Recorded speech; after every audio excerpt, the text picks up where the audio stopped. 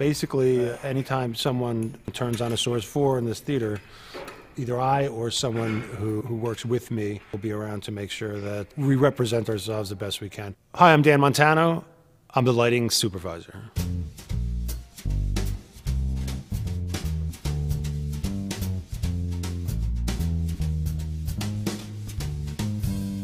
The role of the lighting supervisor, at least in this theater, is basically to facilitate the lighting designs for any one of our main stage shows, any one of the shows that we do in our black box theater, any rentals that may also come along, any educational shows.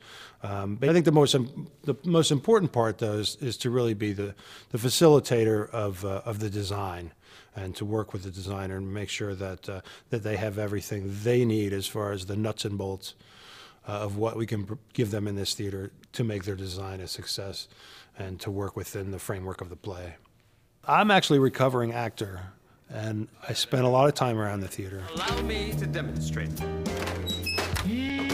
Oh, what do we have here? Better than the original. So I had some background. I had run some lights in college, and but that was a while ago. But I came here to work as a carpenter with my neighbor, which was for a job that was supposed to be 10 days. And they asked me to stay and run the rail for a show, and I stayed for a build. And I saw an opportunity here, so I tried to learn as much as I could. I came in when the theater was dark, and I learned as much as I could about the equipment. We're fortunate enough here to work with designers over and over again, a lot of times, and sometimes there are new designers. I'll generally be at one of the first production meetings. That really, for me, is more of a meet and greet. Those meetings tend to be more about the design of the show, and that's not something that I have a lot of input towards. I'm more of a nuts and bolts guy, so I don't start to get involved with the lighting, especially until a little bit further down the line. At some point, there'll be a plot due, and I'll work with them if they haven't been here before.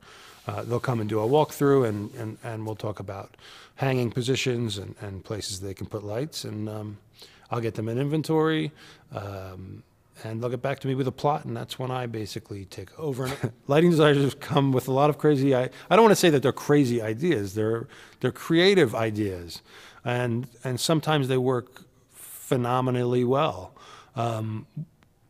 We were lucky enough last year when we did Your Good Man, Charlie Brown, and there's a big production number where Snoopy's doghouse rolls forward and the stairs come out, and the director said, wow, wouldn't it be great if when he stepped on those stairs they would light up? And we said, how are we going to do this? This is crazy. There's no way. We would need remote control DMX devices, and we would need all this stuff that we don't have the budget for. But we knew someone who was tinkering with these LEDs. He came and did it for far less than what it was worth and loaned us the stuff. And it was a phenomenal scene, and it brought the house down every time.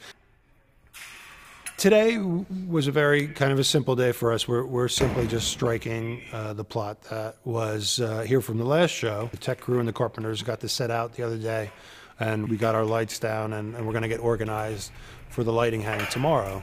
We're going to make sure that the instruments have the right lenses and we have what we need, and so we'll hang tomorrow. Once we get into the tech process, it's a pretty much 12 to 14 hour days for a good week or so. So we'll be in this theater for many hours. You're all in it together. So we'll get here early in the morning. We'll fix the things that didn't work the night before. We'll start to work through the show, and that's when actors are on stage, and lights and sound and costumes is when it's all going to come together, and it can be very slow at times. And really, in a nutshell,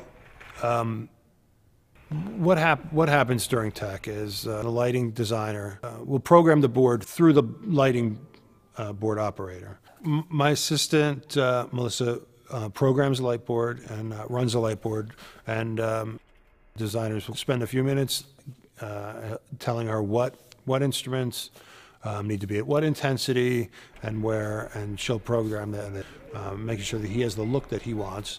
Once you start to run the show, then the designers will kind of sit back. the stage manager will call the cues to the lighting booth, and then they'll just take the cues. It's a matter of hitting a button when the stage manager says go. When I was acting, I wonder sometimes how I came across to the technical crew. I always hoped that I was nice and respectful, and I wasn't one of those actors that they talked about when they turned their backs. Because I've walked in those shoes. And that first day when I know they're coming into the set, and one of the things I really like to do is look around and see, what is it, I know I would kill myself on trying to rush to make that entrance or trip over. Or I think that anybody in any work situation, if you have knowledge of what that other person goes through, it's going to make the day go easier in the long run. I think what I love most about this job is that I'm constantly challenged. It can also be one of the things that's most tiring about this job as well, but it's always different. It's problem solving, it's puzzles, and it's going to keep you on your toes. It keeps you thinking. At the end of the day, you can hopefully be proud that you were part of something that people took great pleasure in.